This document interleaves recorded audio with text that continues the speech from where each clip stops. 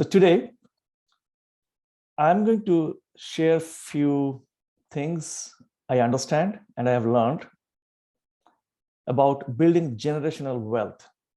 I'm pretty sure building wealth is a term you might have heard, but generational wealth is a specific thing. How? By passively investing in real estate. What passive means, we'll talk about that. It means what it says, that you mostly do not stay active. You invest and you stay passive. As a limited partner, this is a term I'll explain in the later slides. Specifically in this kind of real estate, which is apartments, or in fancier terms, financial terms, it's called commercial multifamily. So let's get started. Let your hard-earned money work harder for you. Let's start off with a word of wisdom. A lack of knowledge creates fear. Seeking knowledge creates courage. And that's what I'm trying to do today here, to offer this education so that you are empowered to make the best decision based on these data points. Disclaimers. I'm not a financial advisor. I'm not an attorney, CPA. So what I'm doing here is offering information and education. So you must be responsible for your own investment decisions. I'm in no way biasing anything in terms of a specific project or this investment thing. I've learned a ton of things thanks to a lot of helpful people and the universe. And I'm sharing those for the help of the community. So why this webinar? I have been investing passively in different projects for the past 1.5 years, and I'm seeing great results. So starting last year, I started telling friends, hey, I'm doing this thing and I'm pretty bullish about it. I think I understand this, how it works, and I'm okay with the risk and return profile.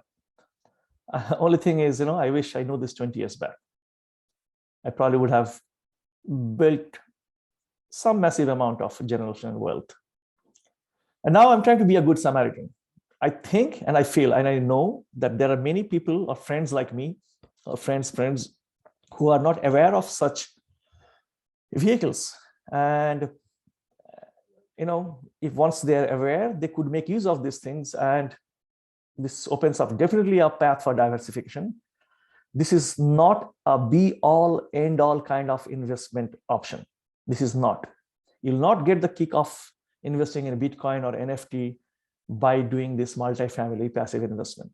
But this is an excellent tool, and this is why you should diversify your portfolio to grow your generational wealth building part in a very consistent, pretty predictable way, and returns are pretty good.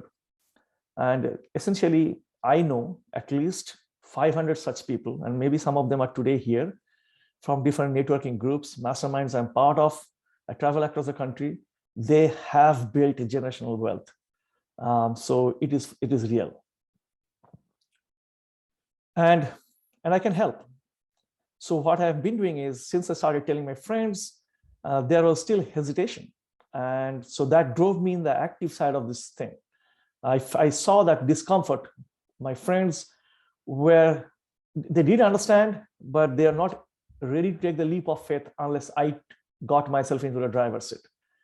So I started sourcing deals by strategically partnering with other successful sponsors or active partners to source those deals from commercial brokers, to understand the mechanics of how this thing works. And that's why I'm part of several different mentorship groups to continue my education.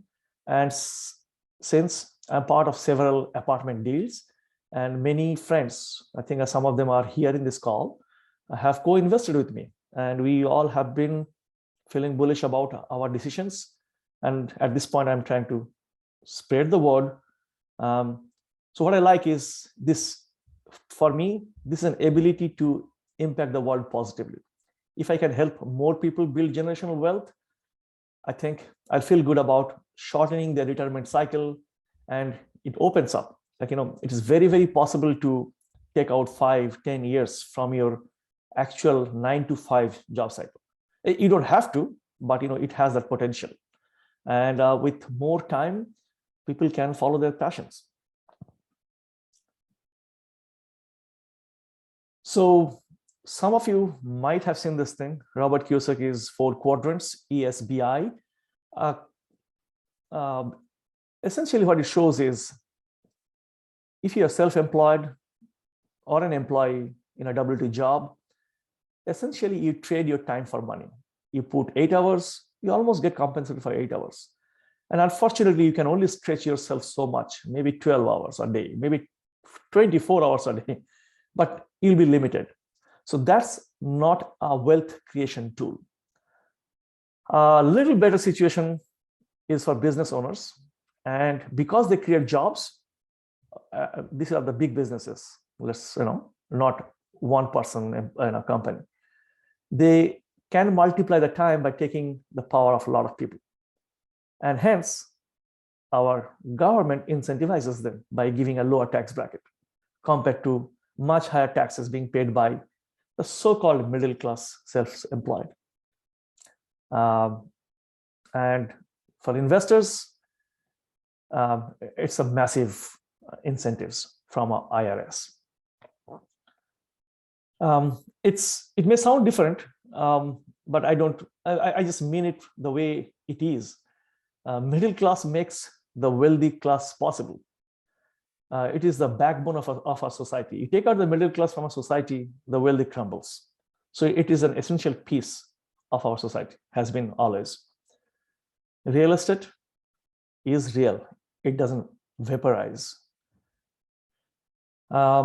It's not just pure speculation. By the way, all these things, I'm just trying to summarize because this is essentially what I've learned in my journey from all the so-called wealthy people. Tax is your single most biggest expense and roadblock for wealth building. And for real estate investors, the US tax laws have been disproportionately unfair, meaning, there are situations you can expect to completely legally take full tax advantages. And probably one of the biggest, mind-opening was rich versus wealthy. So wealth building is a strategy game. Making money is a different mindset. So wealthies use something called an abundant mindset. They like to see the big vision and they put strategies in place and basically achieve those. Generational wealth is a concept where you essentially, one generation starts investing in such a way, and by using the tax advantages, the massive tax advantages, they will quickly multiply that wealth over a few cycles. Let's say every 3 to 5 years, your money or investment doubles. And that quickly, the power of 2. So essentially in 3-4 cycles, it can land up in a very comfortable number for most of us here, I believe. And you keep doing like this, and when we pass away, as per the US tax laws, the cost basis resets. So our heirs, means our kids, they have a choice. They can choose to inherit the whole thing completely at reset cost basis, means they have no additional tax burden of inheriting my $50 million investment, which grew in my lifetime. Pretty good deal. So if you have been seeing some people who are on the golf court most of the day, who travel everywhere, and you think what they do, maybe in the earlier part of their life, or maybe their parents built something called generational wealth. And this investing passively in multifamily is one great tool to create that specific portion of your portfolio. So it will not make you overnight rich. This is not a get rich quick scheme. You will not uh, sorry get an the kick you get by investing in Tesla stocks. You will not. But this is a very different risk and return profile. Another mindset thing I learned from the world is can I versus how can I. When people think abundantly, they figure out ways. How can I do this? And your network is your net worth. And like there's something called proximity is power. Your mindset, your wealth is almost the average of the 5 people you spend most of your time with. Again, how you make use of these things is completely up to you, but these are some of the drivers which drives me, and I have seen excellent results since the start of my wealth building journey. So I thought of sharing these things. Okay, if you're in rush, this one slider will give you why I invested passively in multifamily. And so essentially after my initial education, that's important, education and networking, essentially I can stay passive for the duration of the project, like 3 to 5 years. What I liked that, this asset class, the risks, as you know, investment, the word investment comes with risks and returns. And depending on who we are, the risk profile we are comfortable with, we choose or not to choose to make an investment. So every investment has risk and return profile, reward profile. So I found in this asset class of apartments, large apartment complexes, risks are mitigated at several levels. So not a single point of failure. So if the sub-market, means a market within a market, is chosen wisely and it's data-driven and proper due diligence have been done, again, data-driven, of course, experience plays a lot of role. And that's why the partnership or the knowledge and experience of the sponsors means the people who bring this deal or make this thing happen, the Uber project managers. You pretty much feel confident about whether this suits your profile or not. So which market? What are the fundamentals? Like, what is the job growth, population growth? What has been the last trailing 12 months of, income profile, vacancy, occupancy, delinquency, those kind of things. And it's not just our money. The commercial lenders, and most of the times there are agencies like Freddie Mac and Fannie Mae, they'll be putting a lot of money in such deals. Let's say in a $40 million deal, you can expect that, we the friends will raise about 10 million, but the remaining 30 million will come from them. So it's a lot, big money from them, and they will run their due diligence. So they have a very high standard of underwriting. They don't want their money to vaporize. So that's somebody is keeping an eye, some like a big brother. I felt good about it. It's not one tenant, one apartment, large number of tenants. And I have seen deals of the size of 700 units also, but those are not very common in every day. But 100, 200, 300, 400 are pretty normal, depending on the market and the opportunity. So large number of tenants reduces the vacancy risk. Losing one tenant out of 100 is a much lesser impact than one in a duplex. So that's also good risk mitigation. And I'm not alone in this pool of investors. About, anywhere from 50 to 100 to 200 people might join me in this, in a specific project or a deal. And most of these people are accredited investors. That's a term I'll explain later. And they are co-evaluating the risk and return in their own ways by putting the thinking hat. It's a big money they're putting in. So the collective force of this education of these people raises the bar of these projects. So if you know that, a lot of accredited investors who are educated, well-versed, they're going along with you, you'll feel good about it. And of course, it is always about people, the track records, the past performance of the sponsors. In short, we call them sometimes GP, general partners, or active sponsors, or deal sponsors, or operators, all synonymous. Who are they? What have been what have they been able to offer? Any, go and speak to their past investors, and you can find those things out. So many ways to mitigate the risks before you jump in. I like this thing. The next is I saw excessive amount of the numbers first, it was hard for me to believe, but I see more and more of these projects. And pre-COVID, during COVID, and probably if we call post-COVID, of course, the market dynamics changed. But if the project is in the right place, executed by the right business plan with the excellent group of sponsors, this is still possible.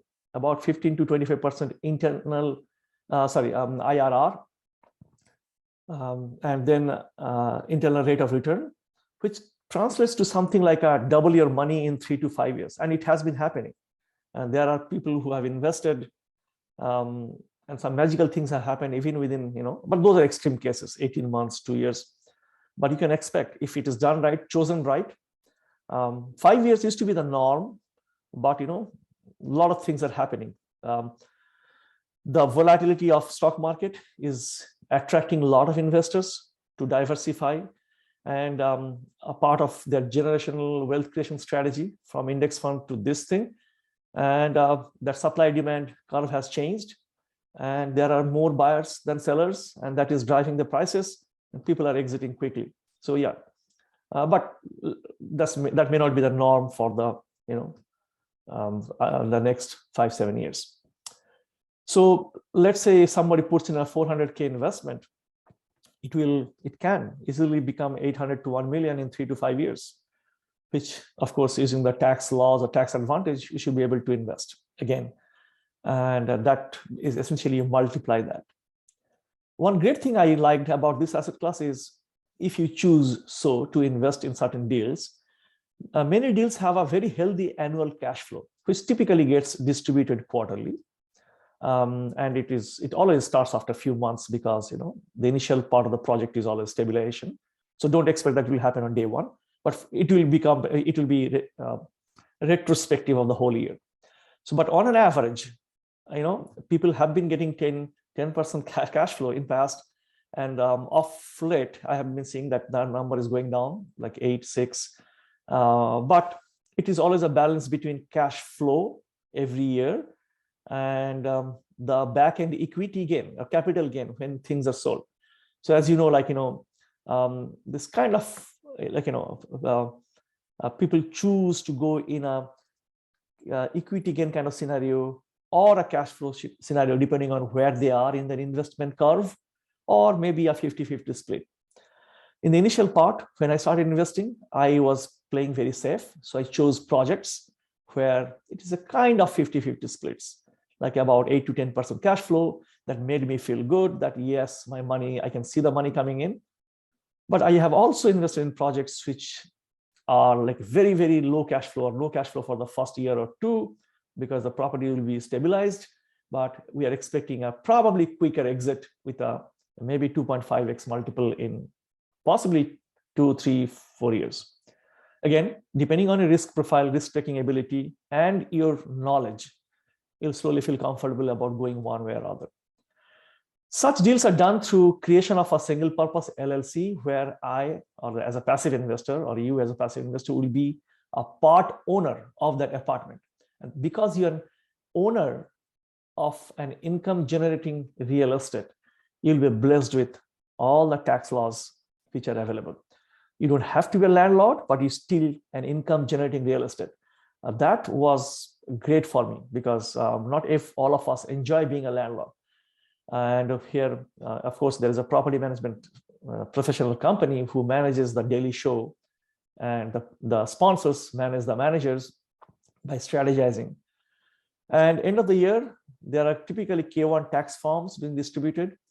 And for the last 3 years, and it will also happen this year, 2022, most projects have been taking this thing called bonus depreciation. And it is not an overstatement that almost all projects were able to give out 100%, sometimes more, paper loss depreciation.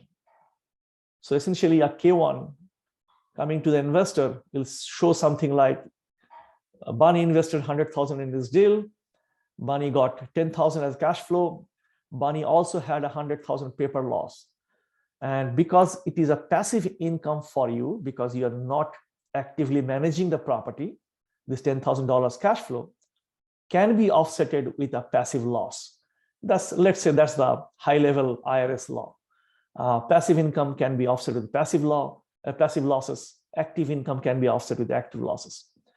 For people who have other passive income sources from other businesses, let's say you put money in your friend's gas station or your friend's software company and you're getting dividends or cash flow, there are possibilities. Again, I'm not a tax advisor.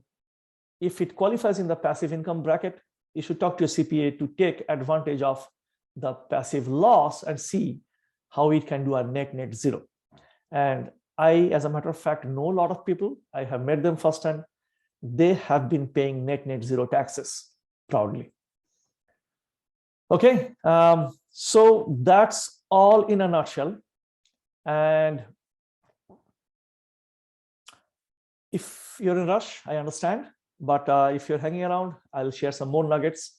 So Bali, before go to the next one, let me put an example I'm trying to understand. So for example, the example you gave, that 100,000 loss happened for paper loss in first year, whereas you gain $10,000. So your $10,000 is tax-free, but you are not able to get the benefit of $90,000 loss. Now, if you have a different house, which you own, and that's basically rented to someone else, and you are getting a rent from that house, is that calls as a passive investments? Can you get the benefit of that $90,000 paper loss to that rented properties rent? Again, I'll qualify my answer with I'm not a tax advisor, but what I've seen is income generating real estate for you will qualify under that. So I believe we have some people in this call, and maybe you can, at a later part of once I finish these quick slides, maybe we can have a brainstorm and people can share their experiences. Because I saw some people here in my network, they're also here and they may give some more perspective, but at a high level, yes. Thank you. Okay. So I'll try to move a little faster now in interest of time. Why even invest in real estate? All the standard goodies. Yes, stock market performs at a certain level, but when you factor in other things like inflation and taxes, you see how much you really keep or enjoy the money. And multifamily brings the possibility of enjoying the net profits because of these tax advantages. So effectively, you keep more money in the pocket or usable money. It proved this asset class back in 20 years back or 15 years back, those crisis days, and even during COVID, I was carefully watching many reports coming from these commercial companies, CBRE, JLL, and all the reports being published by all these experts of this commercial multifamily.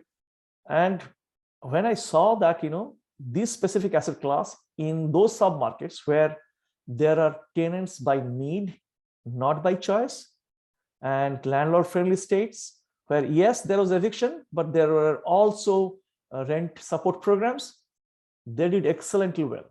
And that boosted my confidence. So that told me that, oh, this is not just a speculative investment.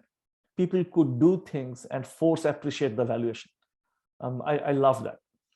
And delinquency was not at all bad compared to what your probably primary or single family rental might have gone through in certain markets. Of course, no need to explain that, almost all billionaires, not almost, they have a strong presence in real estate. Again, this once it unlocks or it gives you back the time, you can do the things you want. A quick way to kind of get started would be to show you a comparison of what happens in single family versus multifamily. By the way, when I say multifamily, I am now meaning that the large apartment complexes, those hundreds, 200s, 500s. the whole complex. Of course, the number of units is more. We talked about the tax advantage. There are tools called cost segregation, which is used by licensed IRS approved tax engineering companies who come and run this study called cost segregation study, and they accelerate some parts of depreciation depending on what those things are. Your carpet and your paint and your cabinet and your landscape and your concrete, they will all depreciate at different rates, and those people are experts at that. By the way, the good deal sponsors get this estimate before they pursue a project. So we kind of know going in how much paper loss depreciation we can offer our investors. And we try to look for those projects where we can make it 100% depreciation in year one. There's a law called bonus depreciation, which will start sunsetting next year. So until 2022, any passive investment made, whatever accelerated depreciation comes with, you can take the 100% of that. We will explain more about that, but it's a good incentive to invest, during this year. Valuation, unlike it is in your single family, your neighbor's price kind of decides your house price, more speculative. Here, there are two components. One is driven by the net operating income. That's the business part of it. So how well the sponsors run this business, that can decide the forced appreciation part of the valuation. And there's also this market appreciation part, which is the crystal ball thing. Nobody knows. There are speculations, there are data, and we are all subject to the macroeconomy. So yes, so together they decide the valuation. And there's a formula for multifamily valuation, which is you take the annual net operating income, which means income minus expense, and you divide that by a magic number called market cap rate. And market cap rate, let's call it, it's a number, small percentage, anywhere ranging from 3 to 5, let's say, which reflects the buyer-seller sentiment of that submarket at that time. Your best source to get those numbers is data, published data, and the local brokers who are working, commercial brokers who are working in this market. There's no book published about, there's no government-driven number there. It is a supply-demand index, essentially. Loan types, a lot of options. And the most interesting things are here, we can get bridge loans, we can get interest-only loans. And most projects, the way they are planned, they try to exit within, some projects exist within 3 to 5 years. So, and most of the times interest-only loans make sense. And these are usually non-recourse, meaning the lender, the best they can do, if there is any kind of challenge, they'll probably come in and put their management on top of the sponsors and to run the show properly. And worst case, they'll take the property, but they'll not come after our houses or personal properties. That's non-recourse. Of course, banks and lenders do a lot of due diligence based on who the sponsors are, what their network has been, what their credit score have been. So yes, they do all those things, but the loan is non-recourse. Management, we don't, most syndicators or most operators, sponsors, they don't try to run this by themselves. It's almost impossible. So better be done by the professional property management company who are prominent in that particular submarket, who has good reviews and reputations. So you leverage their skills to run the property in the most professional, cost-efficient way. And of course, you pay them a fee and you agree on that. Typically ranges from anywhere from 3 to 4%, depending on the deal size. And involvement, if you are having your own single family renting it out, typically you are also putting your landlord hat, or you are paying some money to a property management company. But here, if you are passively investing, you're still owning real estate, income-generating real estate, but you are 0% putting effort after your initial education. Of course, it is highly encouraged once a month or whenever you receive your monthly update from your investors. That's a very important thing. Just check the pulse, look at the numbers, look at the balance sheet, look at the P&L, profit and loss, and upward going curve or downward going curve. pick up the phone, reach out to your sponsor and say, hey, I don't think I understand this or like this, explain this to me. So that's all probably you have to do. And funding opportunities, of course, one could self-direct their savings from the IRA through a vehicle called SDIRA or self-directed IRA, and choose to invest a portion of their IRA in this kind of alternate private placement offerings like multifamily. So it's a possibility. I have personally done that. I know people have done that. And there are custodians specific for this who will help with this thing. Again, I'll quickly brush through those. So when you get the slides of the video, you can pause and watch. Return of investment. We talked about that quarterly dividends, plus also exit capital gain at the exit. Risk resilience, leverage. We put in $10 million and we control or leverage a property of $40 million. That brings a lot of tax advantage, because when you depreciate the whole property. You don't just depreciate 10 million. And for such apartment complexes, probably when you're depreciating through a cost segregation study, most likely that $40 million property, you'll come up with a $10 million paper loss through bonus depreciation in year one. So it's net 100%. 10 million equity went in, it brought back 10 million paper loss. And it's a big write-off. And so that's a thing to keep an eye on. Market demand, of course, they don't build apartment complexes every single day. So anything which is scarce generally is sought after. And of course, as you said, the valuation appreciates because of two components. The numerator, net operating income, which is through value addition, sponsors can drive up the income by increasing rent, providing better service, collecting other incomes, adding all kinds of things like pet rents, other charges, fees, late fees. So there are numerous ways. And I'm fortunate to know quite a few of these such sponsors, and some of them I have partnered with, some of them I aspire to. They're excellent, such asset managers. And I continue to learn from them how to increase your NOI, the numerator. And then the denominator, the market is still hot in many places. It's a smaller percentage. So many sponsors are trying to exit as quickly as possible and give 2x, 3x multiple. And of course, during the lifetime of the loan, sometimes you pay off some part of the principal. So in those cases, you are taking down your price value is going up also.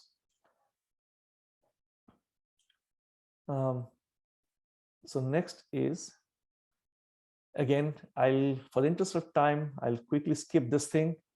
I think you can read this later. Yes. So it all starts with a good selection. So not all apartments in all markets, and not just go by the state or even the city. It is that specific sub-market which matters. The 1 mile, the 3 mile, the 5 mile radius. It's very unlikely somebody who's living in an apartment whose job is 15 miles away. It's very unlikely. Maybe 5 miles, So what matters is that small sub-market microeconomy. Who are the employment drivers? What are the supply constraints? How many apartments are there? Basically, what neighborhood is that? What is the median household income? How population has been increasing there? How jobs are coming in that sub-market? The primary level jobs, the secondary, the tertiary jobs it creates. You might be hearing a lot of stories about, companies moving to, let's say, Austin, and it creates jobs. Yes, it creates jobs in that vicinity, but whenever such big employers move, they create a lot of secondary and tertiary jobs. Those people will be probably in the alternate industries which serve those people who, let's say, are the primary in the primary job. So it benefits, and that circle of radius expands actually. And those people need to stay. They may not be, earning the top dollars from, let's say, Tesla, but they'll be earning this, and they could probably they have to live in some apartments. So apartments are here to stay. People need a place to stay, especially the tenants by need, whose median household income is such that they're good people. Their income is such that getting into a single family and buying is still not affordable to them. And that strata of people have been there, and data says it will be there. So essentially you are investing based on that truth, that middle class, needy middle class tenants, people who, again, not all tenants are equal, meaning you cannot compare this with a Los Angeles tenant living in Beverly Hills apartments paying $3,500 per month. When they lost job, nothing stopped them to dump and pack the stuff in a U-Haul and drive one way, settle somewhere in the Midwest, closer to their family and friends, and find a job there. So think about what those kind of things, like, what kind, so what demographic. And of course, the laws help. And we have seen typically the landlord-friendly states are helpful in evictions and other business friendly ways. Rental trends have been shooting up in many parts of the country. There are markets who increased rents 30% year over year. And there are some markets which are growing more than 15-20% quarter over quarter. Yes, it's crazy. Yes, it will stop at some time because everything ends. But people are riding the wave. So you are saying that we should find the apartment like where more middle class people are staying, who has money to pay the rent but do not move out frequently to buy another house or these kind of things? That will be a good strategy, along with their median household income and looking at their ability to pay rent. There is a rule of thumb. You could pay 1/3 of your median household income for the annual rent. So, and the schools matter. You don't want to probably do a project or invest in a project where the median household income of the house is, let's say, 40,000. And that probably will tell you about a little bit about the demography. That probably you should also check the crime rate and what are the job creators. How many stores, businesses are there to employ these people? Where do they work? And of course, you have to study the financials. Looking at the past 12 months of that specific property, have people been staying there? What is the occupancy? Have they been paying rent? What's the delinquency? So altogether, yes, it's a great strategy. And I aspire to kind of, talk, basically share these things in this slide, what you should look at, essentially. So moving on, for the interest of time, of course, look at data. This is a very data-driven investment vehicle. Again, you can read this. Professor Muller is a regarded name who publishes and kind of segments the market in different ways. It's good to know, like, where your target market is in a certain things, and you can read a lot of industrial reports. Like, is it in hyper supply? You probably don't want to carefully invest there, because nobody knows these times again. These are like, it has been found that market goes through these 4 cycles, but nobody has a predictive timeline. But it's good to watch such reports quarter to quarter and make educated decisions. Again, we talked about landlord-friendly states, and this is a little old. I borrowed from internet, but again, very data-driven. Some terms which will make you knowledgeable. So cap rate, we talked about that, but traditional definition is you take the net operating income and you divide it by the price of the value. What is net operating income? Total income minus total expenses. The next one is DSCR. Lenders are very keen on this one. Before they fund a property, they want to see a healthy DSCR, and they have some numbers depending on the deal.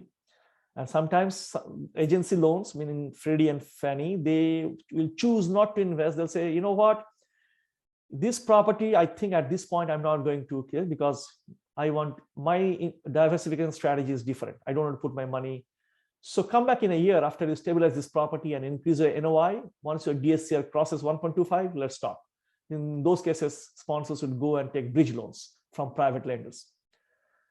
And this whole act of combining or joining these passive investors, people who pull in the cash or the money, with an opportunity, along with the sponsors together, this whole act of bonding this together is called syndication. And in US, it is controlled by Security and Exchange Commissions. There are guidelines and laws to follow. It falls under Regulation D. And there are primarily two types, 506B and 506C. And they're a little different in terms of which one can advertise and which one cannot. But essentially, it's a private offering. And at some point, when you decide to make an investment, you will be actually signing a legal document. Of course, there are portals to assist in this process, but it's a carefully crafted legal document, a binding document on both sides of sponsor side as well as passive investor side, something called a PPM, Private Placement Memorandum. This is not the same thing as you are typically shown when a project is proposed to you, because PPMs are not the most interesting read. So what most sponsors would do is carve out the interesting pieces and present it in some kind of slide format. But PPM is your go-to place to know every single bits of it. Do a search, find those things. If it does not spell out, it's not there. So you'll know everything once you start scanning the PPM. And non-recourse we talked about, they are only coming after the property, cash on cash, what it means. So 10% cash on cash on 100K investment means 10K cash flow. If you're making, let's say, a total, including cash flow and capital gain, a total of 100,000 profit on top of your initial 100,000 over 5 years, then essentially you are making a 20% average annual return.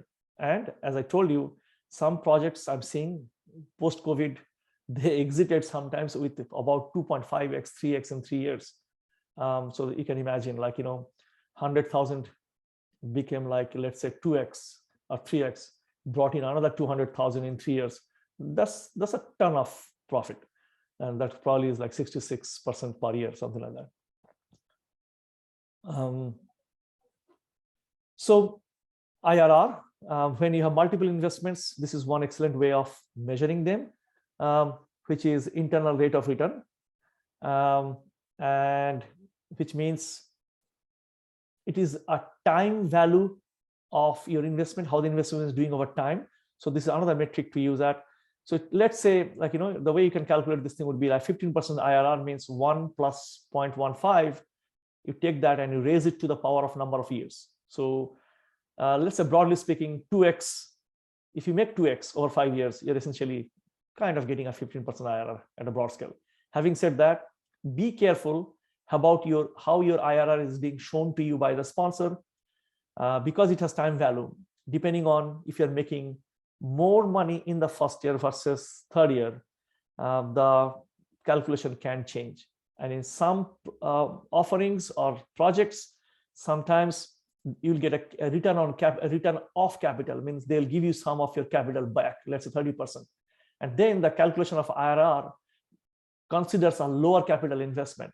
So just be aware, like, how IRR is being calculated. So just don't put off a project or don't get too much attracted just by the number. Go underneath, because there are ways to craft these numbers in a very legal, legitimate way. But if somebody is not savvy, they'll not ask those questions and they'll not get the answers. Return on equity, of course, how NOI divided by stockholders' equity. Okay. Who can invest? Quick question. Sure. Quick question. Does typically the equity multiplier consider also the cash flow that it's Everything. Everything. Okay. It's not just the exit, but also the quarterly cash flow. Correct. Depending on the project you have chosen to go in, you may have invested in a completely new development project, which has almost no cash flow for 2 years.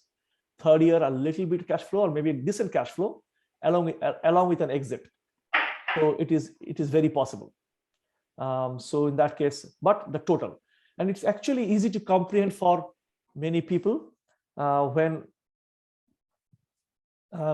it's easy to comprehend that they get a full picture of what the money looks like in hand plus at the back end game.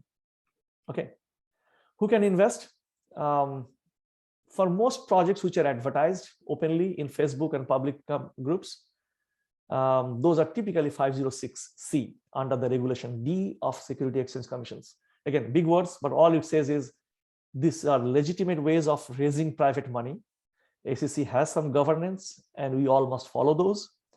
506B is for closed circles, people where we have personal relationships with, and these are put in place to essentially, weed out all these scams. Yes, scams has happened, may happen.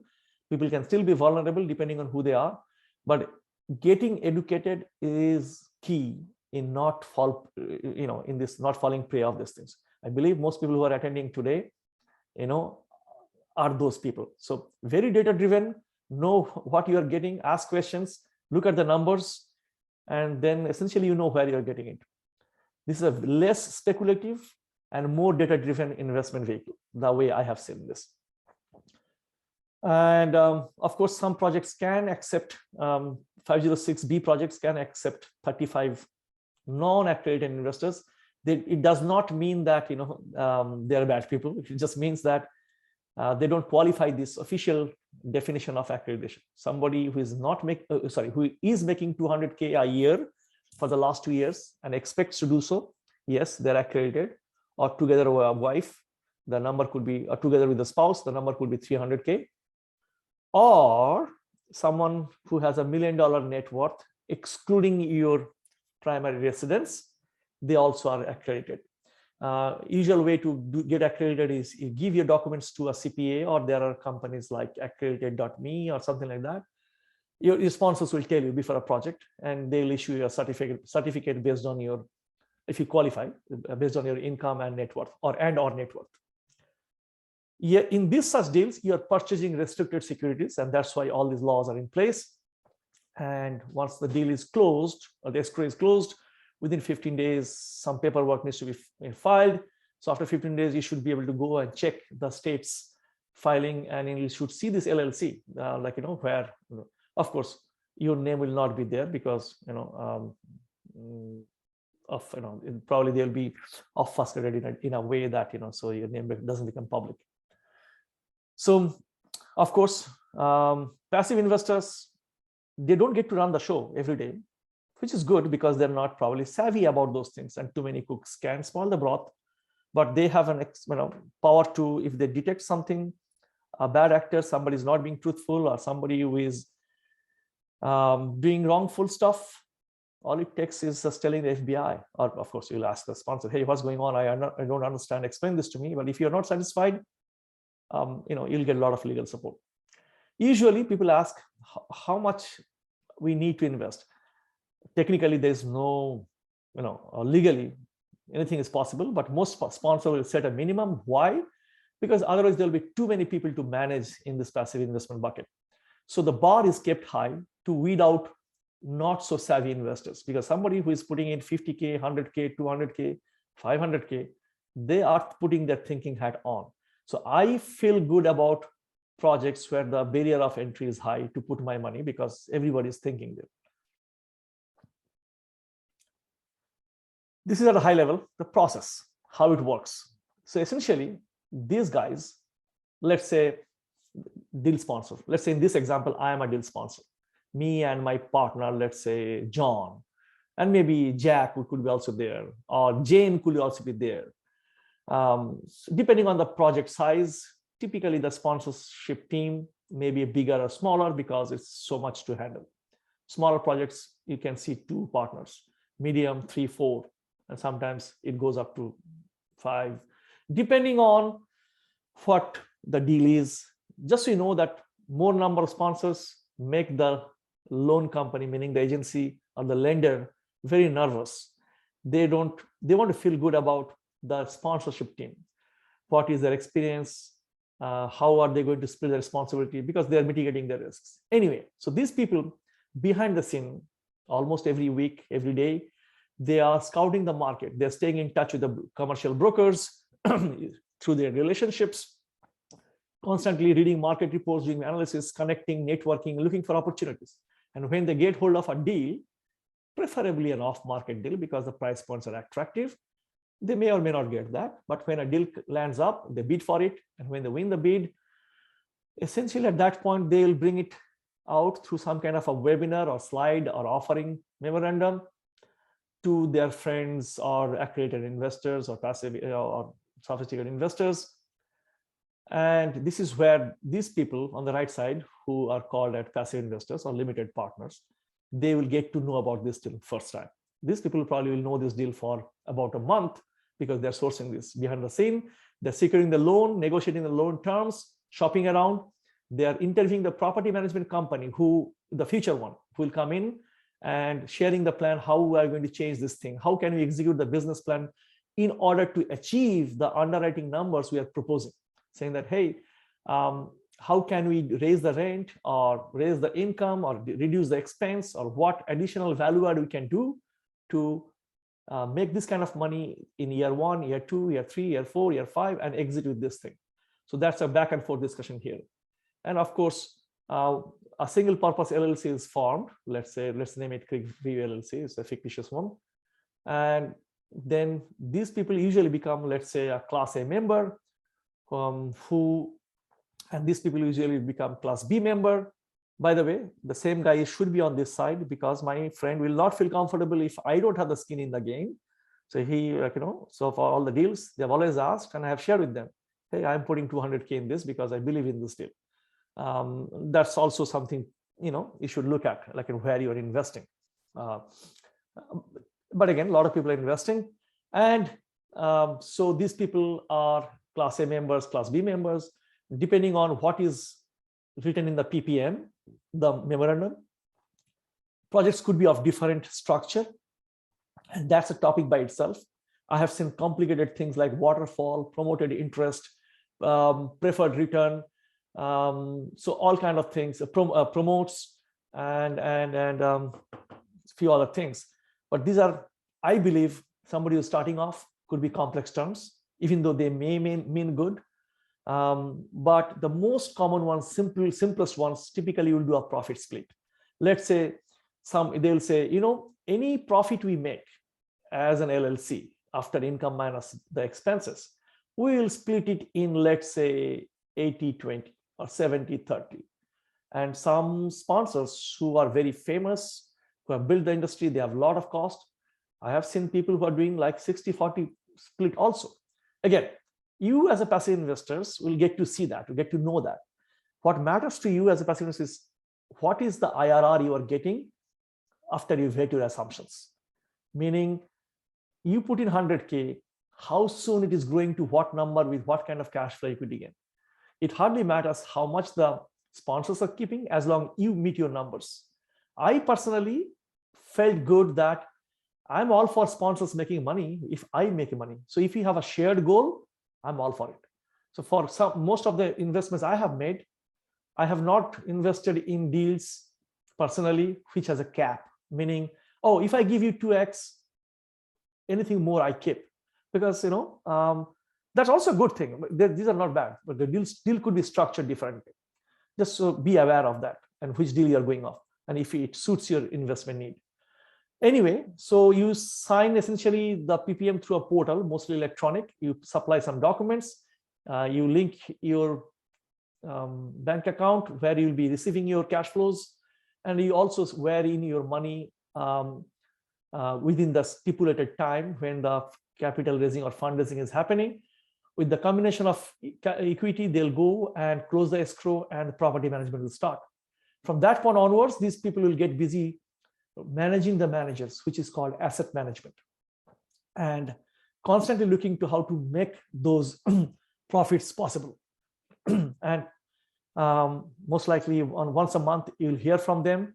They'll share with financial reports, the progress, the plan.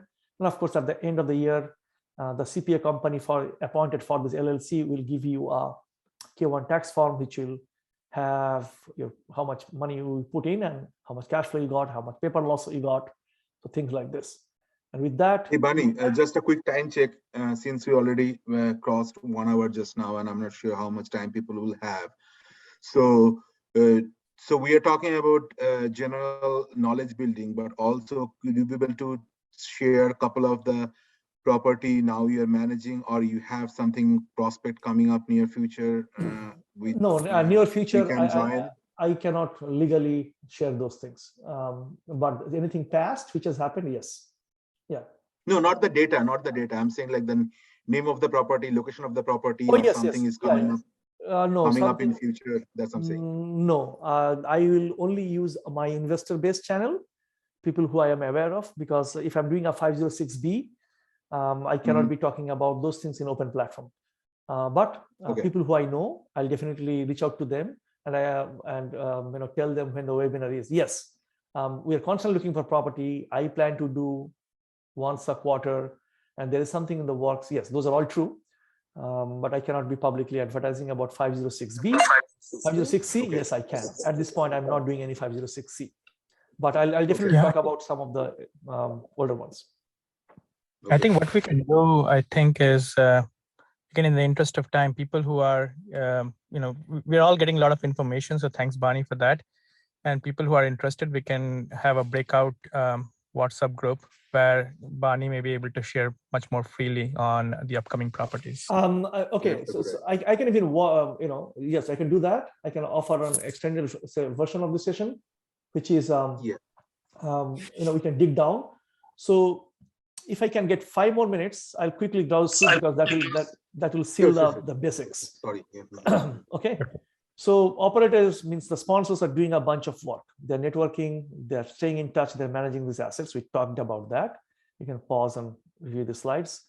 But what can you do as a passive investors? First, get educated, get educated, get educated. Never stop learning. That's your biggest weapon in terms of hedging the risk. And stay connected with people and learn how to analyze deals. And this probably begs a different session, how to analyze deals, because this is in depth. Even though I have been here for quite some time, I'm still learning because there's no one silver bullet. For every market that rational changes, you stay connected in Facebook groups, podcasts, YouTube, and search for multifamily investing. That's the keyword you need to search for and go sign up. So there is plethora of information in YouTube. Search for that in Facebook groups, and in many places you'll see. But stay connected, and of course I'm here to help. So if you think I can add any value in explaining certain things, a deal, I can walk through together. We can have many sessions depending on target, and that's my website where you will find as I get more information in mightycapital.biz. I keep updating there. So how to analyze deals, that's a big deal, but you can always get started by reading some of those. I like James Eng Old Capital YouTube channel. He has shared, and there are many like this. A few of my mastermind people who, I don't know if they're here, like Sandhya Seshadri, James Kandasamy, Trevor, and so many. I think some of these people are here in this call. They have excellent content. So, reach out or just search for them. You'll come across their names, or ask me offline. I'll share those. Understand the terms and don't just look at the numbers. That's a trap. Look at the assumption behind the numbers. And we could make it a collaborative thing to how to analyze a deal. Feel good about this thing. Education is the key, and you can mitigate a good amount of the risk just purely with that education by looking at data number. Deal structure, cash flow versus upside, preferred return. Preferred return means you will get money first before the sponsors make money. So some people like that, but some people believe in shared interest. So every deal is different. It has to match your thing, but you must know those people, who those are, and the past performance. And essentially, PPM is the place to go and read. Again, I'm not going to go through the list. These are some of the bullets or wisdoms I collected from many helpful people and other knowledge bases. So essentially, these are all the things you should look for. What should you look for in a deal? How much rehab budget they're keeping for the door, total return, what is the sponsor's portion in the equity, what is the annual rent increase, what is the assumption, does it tally up with these industrial data sources like CoStar or ERD metrics, what has been happening in the last 3 months, 6 months, 12 months, how did it perform during COVID time, what is the per unit expense, per square feet expense, how much other comps are getting, what are the amenities they're offering. So these are all the ways to verify a deal. Again, very, very data-driven asset class.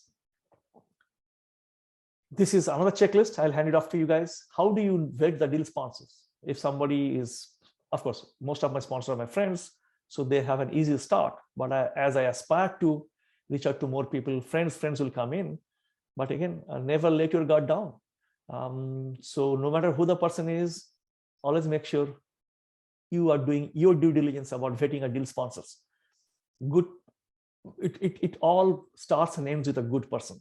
And of course, they must have the skill in terms of somebody who's a savvy project manager in the past life, somebody who has run organizations, built organizations, somebody who is savvy with numbers, somebody who is good with people, somebody who has respect for people. So you know that, after the closing of the deal, they'll not just vanish. They'll answer your questions. They'll be, helping you out all through the journey.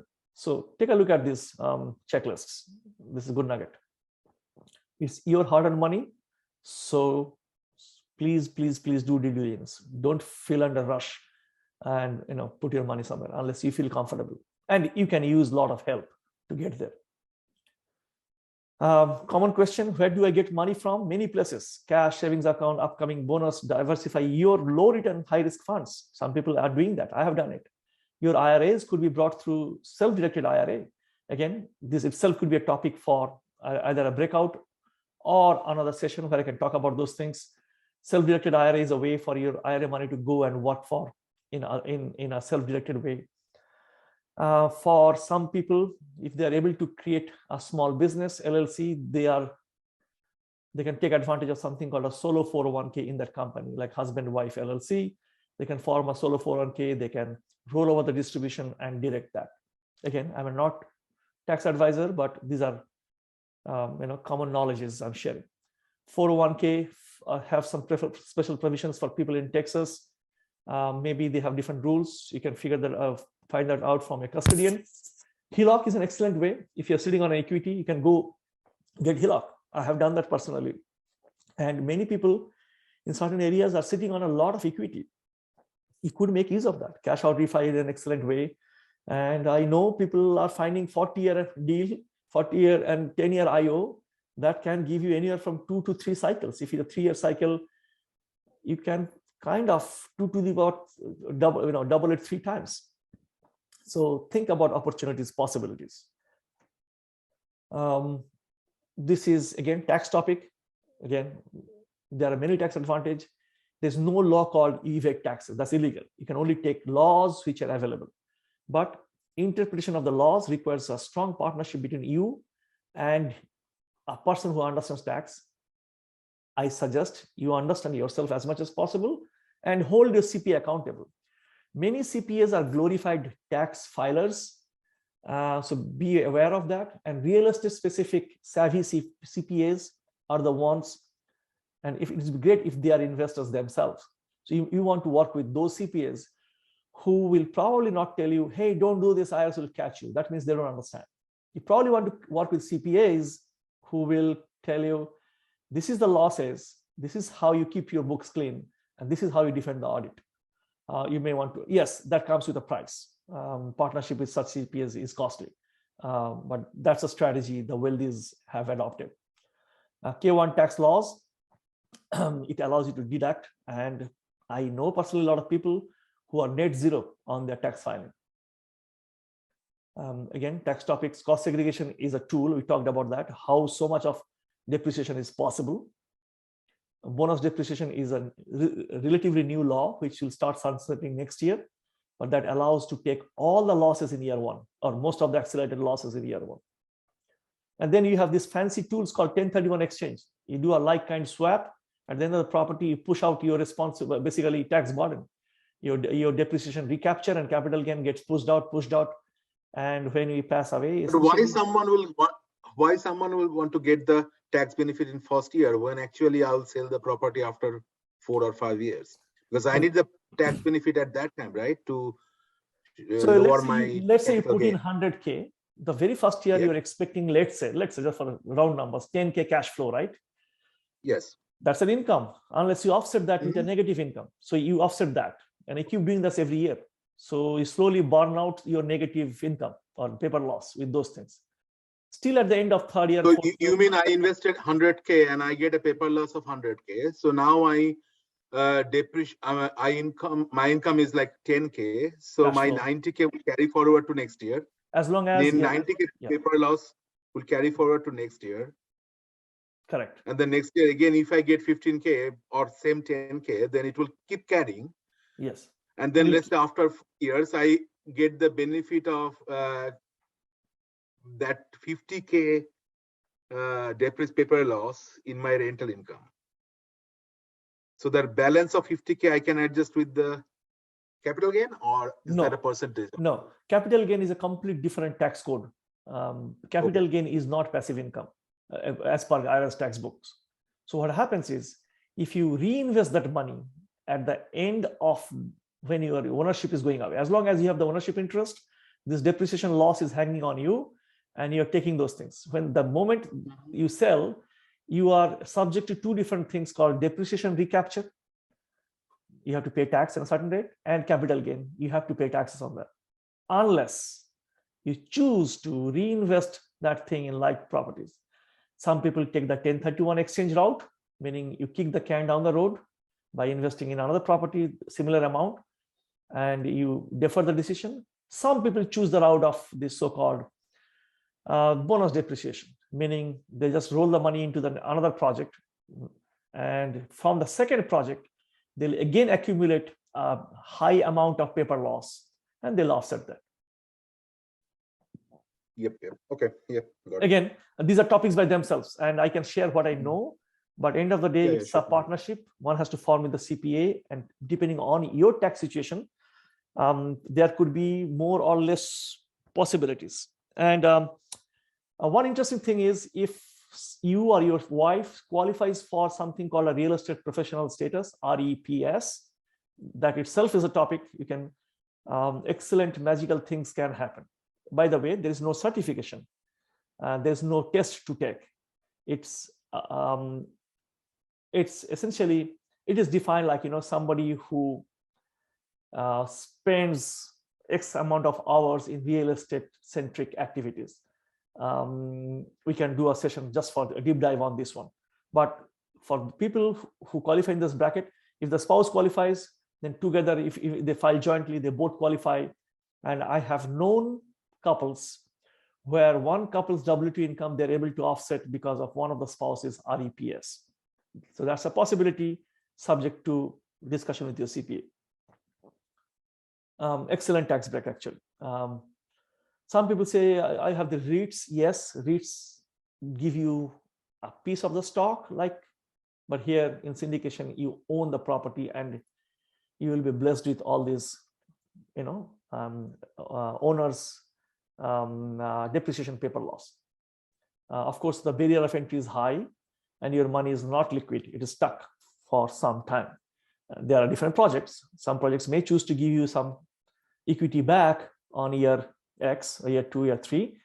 Some projects may exit in year 3. Some project will hold off on this one, but they will continue to increase your cash flow. Every project, based on the dynamics, the situation is different, and you should know what you are comfortable with. So there is something called a 5-year pro forma. Your operator or sponsor should show you and basically lay out the plan, and then you'll know what you are getting into. Of course, pretty decent return, and you get to keep more cash in this kind of investment vehicle. Remember, this is not a be-all, end-all, but it's an excellent tool for creating a part of your diversified portfolio responsible for generational wealth creation, which passes on from you. So personally, a small side note, my financial freedom number has been, let's say, in the humble ways, would be $1.8 million. If I had magically access to $1.8 million, I would have invested in few such deals to diversify with the sponsors I trust. And I can completely live passively for the rest of my life. $1.8 million will, on an average, give or take, might give me about 10% cash flow every year. 180,000 divided by 12 months, 15,000 tax advantage money. If I know how to take tax advantages, 15,000 usable cash every month for me at this stage of the life, pretty decent cash. And with that, the cycle rolls, and I can completely go and, let's say, pick up painting as my hobby, because this is mailbox money coming in. Remember, in 3 to 5 years, if I've chosen my deals right, it could be earlier. And when these properties will be sold and I'll reinvest this money, maybe I'm going to go with the same group of investors who performed well, who I have a great experience with, that 1.8 will probably bring you another 1 million, capital gain at the back end. So your 1.8 suddenly becomes 2.8 to 3 million. You re-inject the 3 million in the system again in few projects.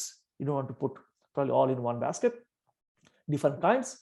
Now you start getting cash flow of this 3 million, 10%, 300,000 a year divided by 12. So again, I'm painting a very rosy picture, I know, but there are people in blood and flesh who I have met, and they have exactly been doing this thing. And these are not all the Bill Gates actually. They just chose to invest like this and create generational wealth. Again, I took out from one of my previous deals, which was bought for about $40 million. Bank gave a loan for 2.8, and we raised about $12.7 million.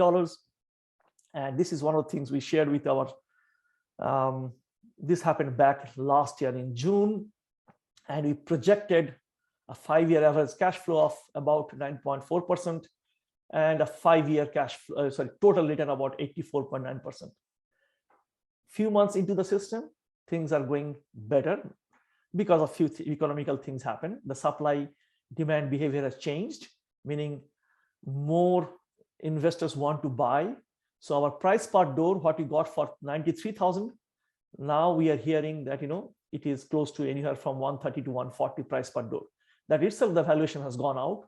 So we are pretty bullish about that, and it won't be an exaggeration if I say we might exit very quickly on this one. But again, this is already happened, and this is now we have more data based on the way we have been able to drive up the rent organically, because rent is going up, and because we have been able to take care of the occupancy and delinquency. This itself will require separate session, how to understand and analyze deals, but this is kind of the underwriting we do. Again, every single number has an assumption. A good analysis requires to challenge those assumptions. Why that is 725?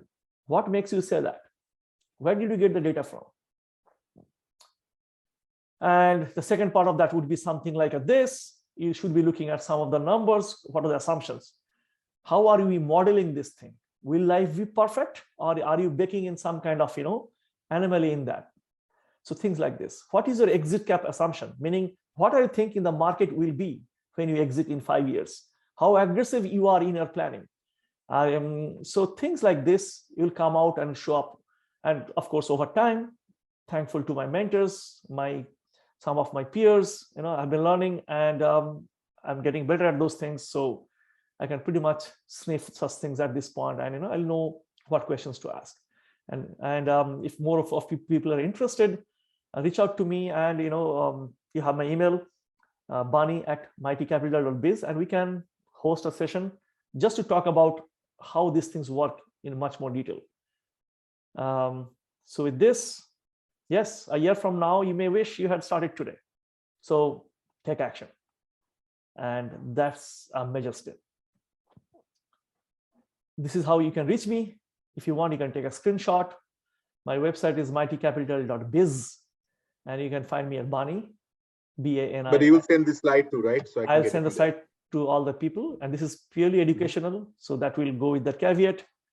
And essentially, we raise money as part of Mighty Capital. We acquire value-added assets, we execute business plan, we distribute returns, and we implement our exit strategy and distribute profits. All the things we told about. Sorry, it took me about 15 minutes longer than I planned.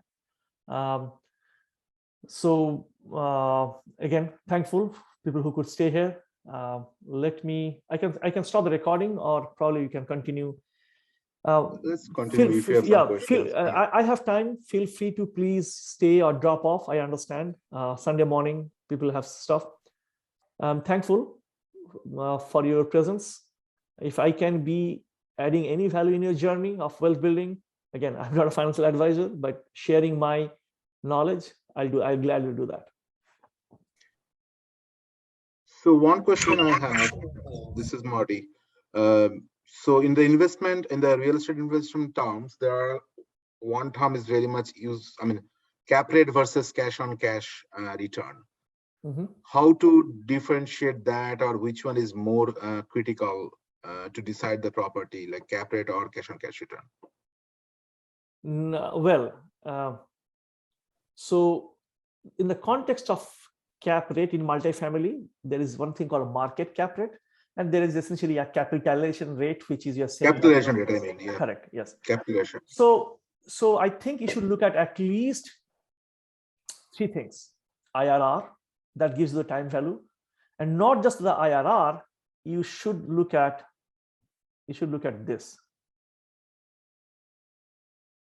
You should look at just a second. You should look at this. This is how your IRR is happening actually. How much of cash flow you're expecting in every year versus another deal. So I can average this and give you a number, but that will not paint a true picture. So this gives you a time value of what you are getting.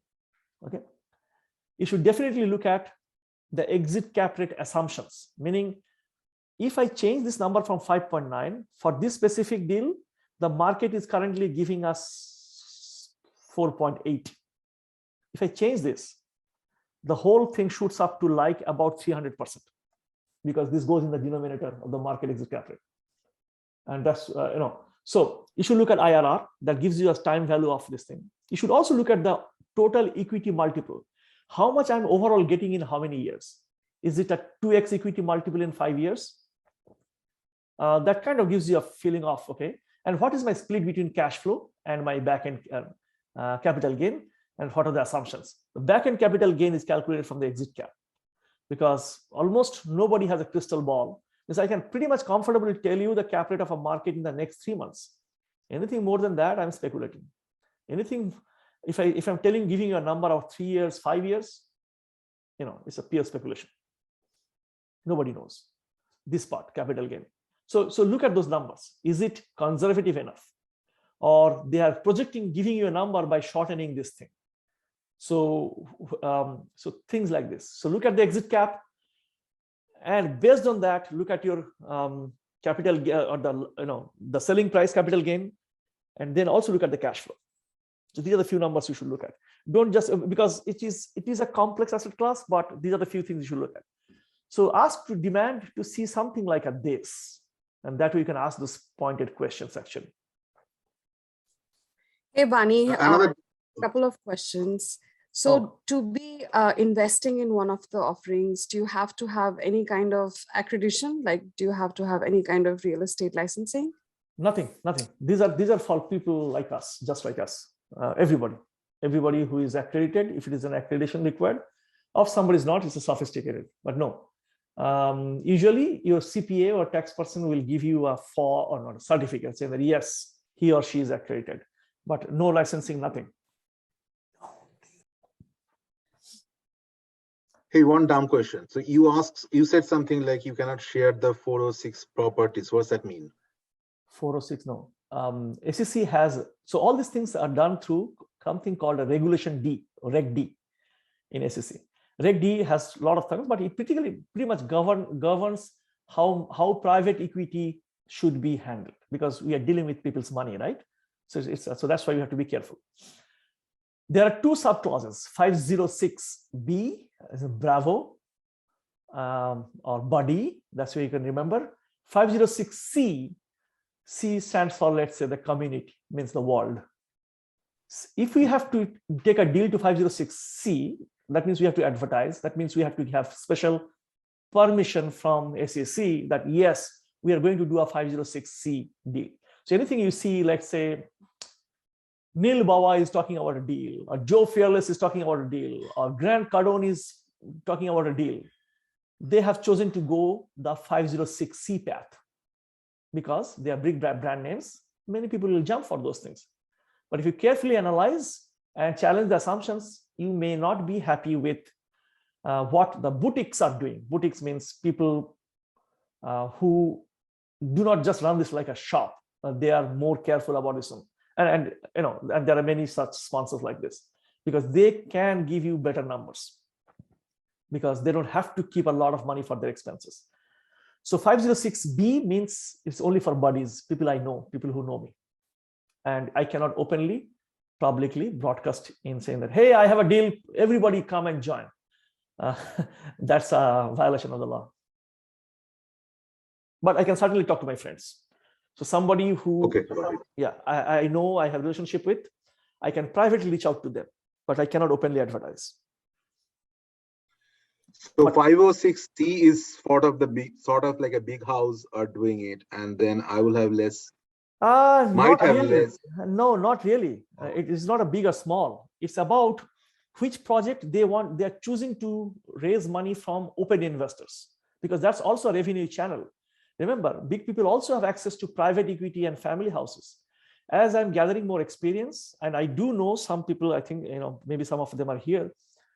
If they are good sponsors, the family house, meaning people who are sitting off a ton of money, they come and come and tell them, hey, take my money, run the show. So those deals will never be going out anywhere, because the money is there. Because all these family offices, after they have built wealth, where would they go? Where would they multiply? They need vehicles like this. So many deals you'll never see. So 506C allows people to kind of open this up for, let's say, the community. It's not a deal size. Okay. More questions? Okay, I'll take some chat questions. In the chat, we are not planning to talk about a specific opportunity today. People who are in my investor list, and yes, some of you are, actually most of you are, I'll reach out to you about the webinar date, and essentially you'll know it will happen soon. Felt the earthquake in San Diego. Great. I don't know if it's because of multifamily. Does one need to be accredited investor? In some deals, they need not be. They can self-certify that I am sophisticated, that I understand the risk I'm taking. And one other person asked, how is this different from REITs or realty moguls? If you're talking about the REIT part of the realty mogul, it is completely different. You're buying a stock, you have no tax advantages. It's just like instead of putting your money in a Tesla stock, you're putting in one apartment or few apartments, or a fund for an apartment in this one. So you're trading there. So that's one thing. That's not a generational wealth creation tool. That's just like your other stocks. Realty Mogul also has offerings like this, because many sponsors who are having difficulty raising capital, they will go the 506C channel and they'll partner up with Realty Mogul, pay some fees, and again, expenses go up, and Realty Mogul will advertise those things in those channels. It's perfectly legal, legit, and there could be good projects there too. But most likely, you'll probably not know those sponsors firsthand or through friends. So your anxiety level may be high. So those are the questions I had in the chat box. Feel free to chat more, type more. I'm ready for more questions.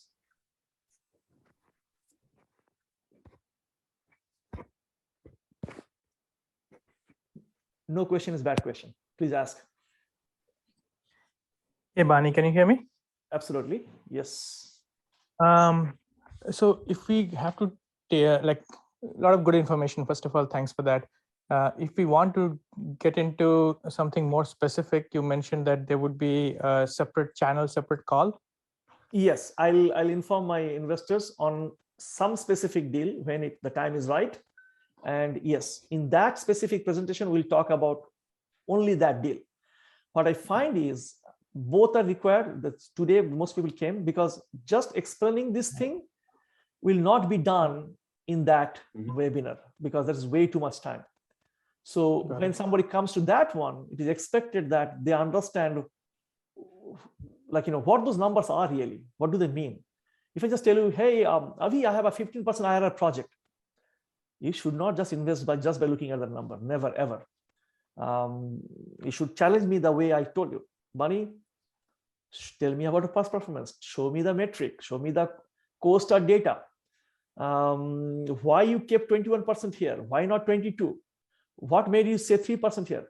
Without this, so that specific presentation is just specific numbers of that property, but that won't educate you about how to analyze a deal.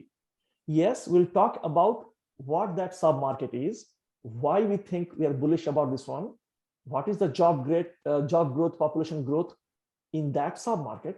We'll talk about those. But analyzing the deals to this nitty-gritty level, that begs a different education. And we can talk more about what these things are, how to analyze deals. But specific deal will not teach you exactly all the things, how to get savvy about this. Yep, understood. One other thing, this Fed is supposed to increase the rates. Any impact on commercial multifamily that you are thinking of that we should absolutely. be aware of? Anything which happens in the financial Great question. world. Thank you for asking it. Yeah, anything which happens in the financial world is, we are all interconnected. So let's start with why Fed is doing that. And of course, when you say rate, you're probably pointing to, let's say, 10-year treasury or interest rate, or you can stick to one of those things. Because inflation has been going high, you can see that reckless supply demand thing happening. So to curb that behavior, right, they're making it difficult to borrow money. Because easy money means a lot of reckless movement, right? That's what is happening. So, and this is not the first time. Fed is, this is a tool, again, pretty proven tool economists use to curb this kind of behavior. So that's why it is happening. Who will it impact? Everybody it will impact. Still, the inflation is super, super high. The definition of inflation is prices are costly. Commodity prices are costly. Meaning the rent is also costly. Meaning we as the apartment owners will demand more rent because it is a commodity. They need to stay. So it's a good thing as an investor. It's not so great thing as a tenant. Remember, we are in this business. Yes, we are, as good sponsors, we try to make their life better by giving them safe, habitable environment, but we are investors too. Our goal is also to make money here. So we'll be very watchful about that thing. Two things will happen or can happen, or two parts of the economy. When economy is very, very bad, COVID proved it, and 2007 and 9, that also proved it. When economy is bad, let's say people are not able to afford houses, foreclosures, dumping their houses, where will these people go and live? Apartments. Apartments is a scarce resource. Nobody is building apartments every night, every day. So in a given 3-mile radius, there are only so many apartments. Scarce resource, more demand drives up the price. So apartments have done well in those bad markets. Again, remember, not all apartments are the same. I cannot tell the same rationale for a Beverly Hills $4,000 rent thing, because yes, then you say, oh, it's a luxury. I may not be choosing but $800 rent, $1,200 rent, $1,500 rent, in the right market, those are tenants by need, not by choice. Go to the other extreme. Economy is very good, meaning money is coming in, builders are building projects. Somebody thought of building a bunch of 50 or 100 single family homes in an area. Great thing. 50 people will find their houses there. Will that impact the nearby apartments? Yes, but positively. This is how. 50 people, 50 families got their new house. When such things happen, the area gentrifies, meaning better schools, more local businesses, and more people want to stay there. Now the next person who wants to stay there, what is his or her option? They won't find a property. There's none. So they'll settle in the next best place, which is apartments. And some apartments will take this opportunity to, let's say, rebrand or throw in some amenities to make it comparable and essentially reap more rents. So I'm painting good picture, but this is what multifamily has been. So interest rate borrowing, yes, let's come to that part. So as you see this particular thing here, interest rate, we may now be sourcing deals which are 3.75, not 2.82 anymore. Is it a good thing or a bad thing? If I have locked my rate for the next X number of weeks, then I know, and if my numbers still work, And if my interest only is period is still 4 or 5 years, and if I have bought the cap rate increase insurance for these rates, I'm shielded. I mean, our investors are shielded. There's nothing is changing for this one. So to answer your question, rate can increase as long as your sponsor is reflecting that properly and has recalculated this thing and can still give you an interesting return if the deal still makes sense and the rate is locked for some time and the market is still moving in an upward direction or people want to stay there, it's still a good deal. Did I answer your question, Avi? Yeah, you did. Sorry, I was on mute. Yeah, no worries. So yes, big or small, as long as the numbers work, this is still okay. Yep. Next question. I have 2 more questions. Is your focus strictly on apartments or condos too? There are condo apartments. That's perfectly fine. Like, townhome apartments, that's perfectly fine. Remember, this asset class is leveraging something called economy of scale. That's what it is doing. The shape, size, floor plan plays a role, but does not change a lot if the demography is right, if the job growth, the population growth, the crime rate, and median household income. If these few parameters are appropriate based on my risk-taking profile, and that is properly reflected in the assumptions of this rent growth, we are golden. So yeah, townhome community, but if I'm dealing with only 20 units, and if I raise the rent, it's a very small increase. Just to give you a feeling of the scale, a $1 increase in the annual income, $1 increase in the annual income translates to $20 and maybe these days $34 valuation increase. It is that powerful. Now imagine why so? Because remember I said net operating income divided by the market cap rate. In a very conservative market cap rate, which is 5%, meaning 0.05. You divide $1 by 0.05, that's 20. That's how it is. So every $1 additional income in a year translates to $20 value increase in a very conservative scale. Now multiply that with, let's say you raise the rent by $50 per month. That means per year you are raising rent per apartment $600. If that complex has 200 units, $12,000, multiply that by 20, that's the valuation increase, $240,000, just by the simple act of $50 rent increase. So economy of scale helps us if the complex is big. So that's why I try to find my sweet spot in those where that thing is present. Yes, I'm investing in specific states at this point where these few fundamentals are bullish. Midwest has been landlord friendly and it has been helping us. So, as long as people want to live there, who am I to say no? So most of my investments have been in the Sun Belt, and so there are good areas. You can stick to Midwest, but remember, not just as a state. Don't just jump in because of state. State is a good indicator, starting point, but please do understand that sub-market.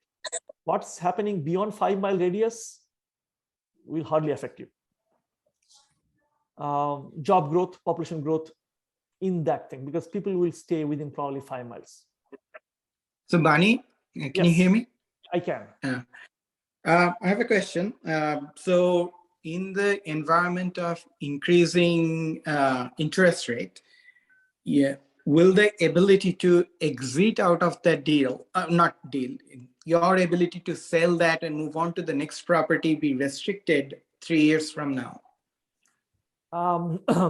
Yes and no. Let me explain. So depending on the loan terms, let me answer this way. Let's say interest rate is high now. I want to take on a project and my numbers are not just working. No, sorry, bad example. Let's say I got into a deal. Most likely I might have purchased something called a cap rate insurance, meaning the rate can only increase by this much for the, so typically there are terms like 3-1-1. First 3 years, it is fixed at this number. Next year, it will go up by this much money if you buy this percentage of insurance, something like a mortgage premium insurance, So there is something we also buy called cap rate insurance. And the third year, it will buy at this term. So pretty much going in, we kind of know the debt service profile for the next 3-5 years. So we kind of know our exit plan then, that what we are trying to chase for. Is it an exit plan for 3 years or is it an exit plan for 5 years? Let's say it's 5 years.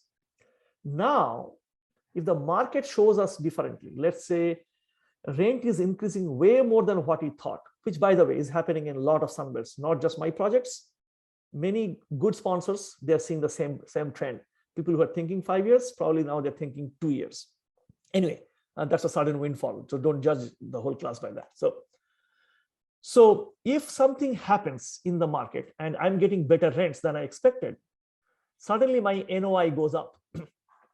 That means my valuation goes up if my market cap rate is same, let's say. And if I'm hitting that proposed projection of 2x multiple in X years, and I'm hitting that sooner, very likely we'll tell our investors, hey guys, we invested great, but market is doing like this. We think in the next quarter, we'll try to exit because market is telling us so and so. We will be able to hit your 2x multiple in 3 years. In that case, we'll exit. If we see that rent is not stopping, and in that case, we'll probably propose, hey guys, we have hit the mark, but let's wait for 1 more quarter because we believe strongly that the rent will continue to grow. Next quarter, we'll try to sell. That means maybe you will not make 2x, maybe you will make 2.2x. Things like this can happen. So that's a dynamic decision depending on how the property is performing during the asset management. But going in, we pretty much know like how to lock down those interest rates, either through the interest only period or through the purchase of a cap rate. No, my question was, when you try to exit it, will it become more difficult just because the interest rate is higher at that time? Absolutely. Somebody who buys in, if the interest is higher, definitely it is telling something about the market. So probably who is underwriting the next deal, it will be difficult for them to buy, right? So maybe that also tells you that price bidding is not happening in the market as violently as probably is happening now. So that will certainly factor in. The other thing is, depending on what loan we purchased, and if the loan terms allow it to do a seller refinancing, maybe for the next buyer, it is an incentive. Let's say I locked it for 5 years and we're exiting in 2.5 years. We can do a seller financing and he can assume the loan. Those possibilities do exist, which is a kind of like an incentive. So they will still service that loan 2.5 years and not by the current market. So those possibilities do exist in certain deals, depending on the loan terms. So exit is possible. The buyer would have problem that time. That means the market is going through a different dynamics.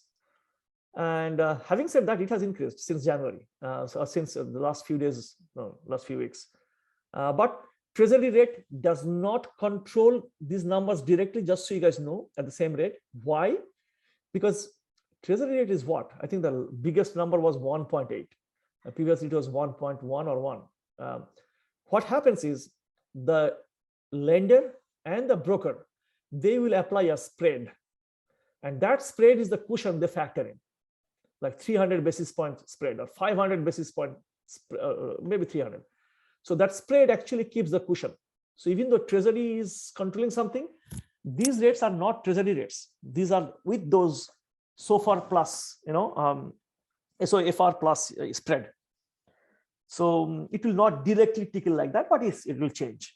If it crosses their cushion, of course they'll change. Then cap rate kicks in, the insurance kicks in. So to answer, to give you the final answer, yes, we could hand off this loan to the next guy and they can benefit from this one. And that could be a good negotiation.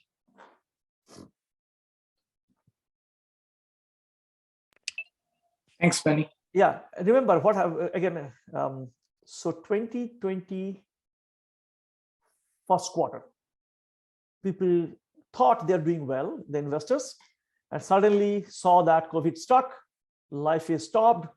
Some sponsors, most sponsors, good sponsors, told their investors, guys, we don't know what's going on.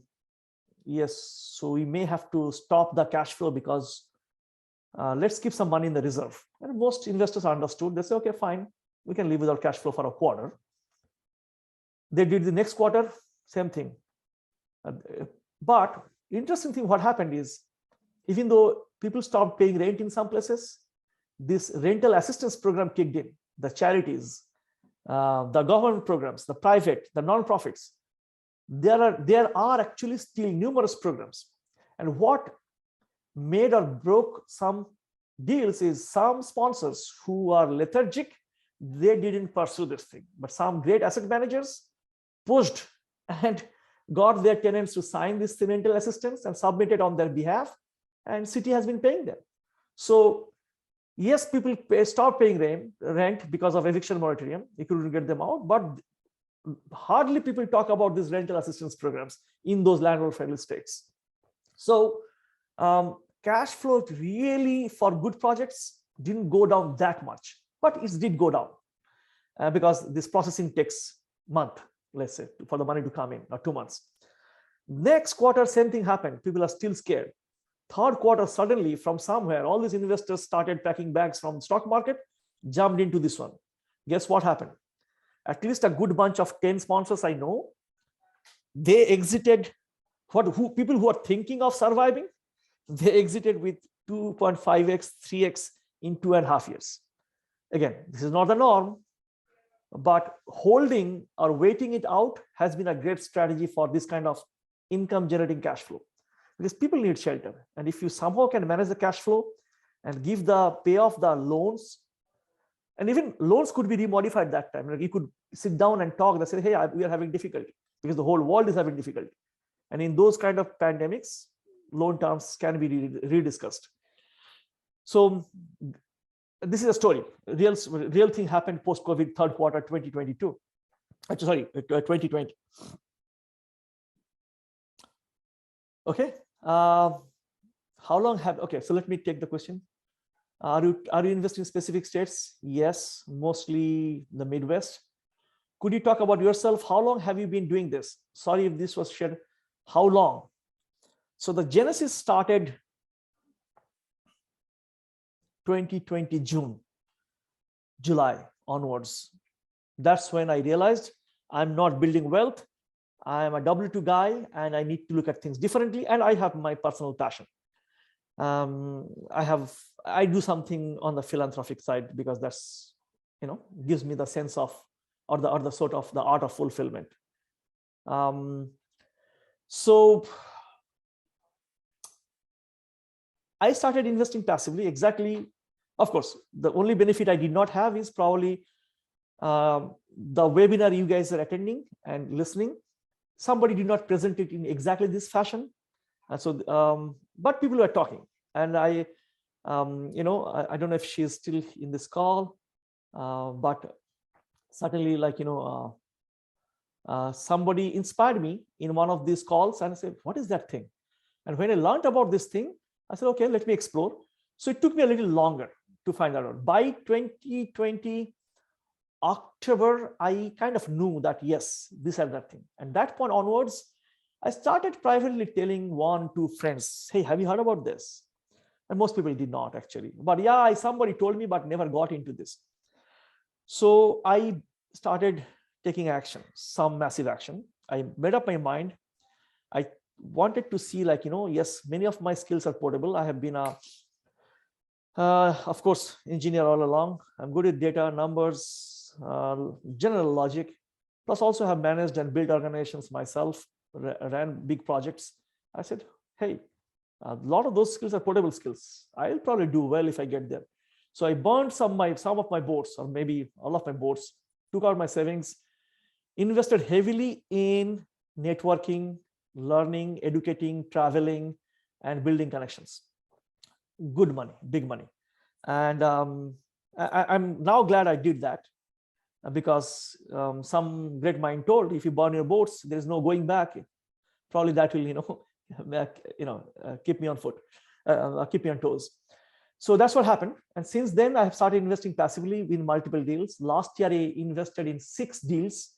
I think I crossed 1,600 units by passive investment deals. And I personally have sponsored 2 deals again. Thankful to universe, thankful to those capable partners with whom I struck that chord and we thought we could do something. Those are experienced partners. So one was in Memphis, Tennessee, 416 units. The second one was in San Antonio, Texas, 124 units. And the next one or next few are in the works. So this is my journey. I have not hit my personal freedom number yet. So yes, it is difficult for me to balance the multiple things, but I'm making progress. Is Coaster the best tool for researching those? Well, Coaster is costly. You'll get a lot of data, but you should look at multiple sources. City-data.com. Neil Bawa talks highly about that. Crimespot.com. justicemap.org. census.gov. The specific city's site where you'll get documents about what is the city thinking about the growth plan. Combination of these things will give you enough data just from open source to talk about that. And of course, apartment.com, rentometer.com, all these things will tell you how much rent is going on. So you have a ton of free sources. Yes, Coaster is a great source. We pay hefty price for Coaster because we are invested and this is serious stuff. And before we run a property, we get the data, we tally that. And we also do mystery shopping. Nothing stops you from picking up the phone nearby apartment and say, hey, I want to move there. What is a 2-bedroom going on for? And you can check for yourself. Yes, if the numbers being projected are in ballpark. All the sites I mentioned, median household income, demography, yes, justicemap.org will give you the data. Thank you. Yes, this is my art of fulfillment. Some wise minds taught me success has a 2-pronged definition. One is the science of achievement and the art of fulfillment. I think I'm achieving materialistic stuff, feeling good about it.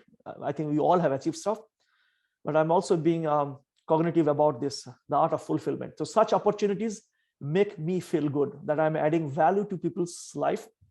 And this is no voodoo, guys. This is happening. People are building wealth, and it's just not a commonly available topic we don't talk about. So it may sound fishy. So it is not. It's purely data-driven numbers. And maybe if you see some of your kin doing this thing, maybe that will boost interest. About 50 such friends came along in my last 2 deals. Universe is so giving. I'm so thankful. And again, my general project management skills and people skills have been helping me. People like me, but I tell them, hey, don't invest because you like me, because look at the numbers. And I'll make the journey easier. That's the value I'm adding. That, can I take you there from here to there?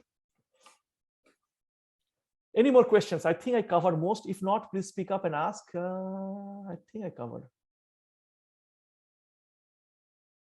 Okay. No, it's almost 2 p.m. over here, so I also need to leave. So I think it was a great session. So thank you, Bani, for sharing all the information. Good brainstorming, good education. So thank you for that. Yes. So. And thank you do have the email addresses, so please forward this slide and then yes. we can display. Yeah, I'll do those in a short while. Thank you, everyone, for making time and being here. And this is an educational material, so feel free to share with your friends. I'll also share this video, which has this narration, so they can kind of also get the context. Yeah. And also I'll share the raw slides. Thank you. I'll see you somewhere. Of course, I know a lot of you. Yeah. Someplace soon, virtually or physically. Take care, stay healthy, stay safe. Bye.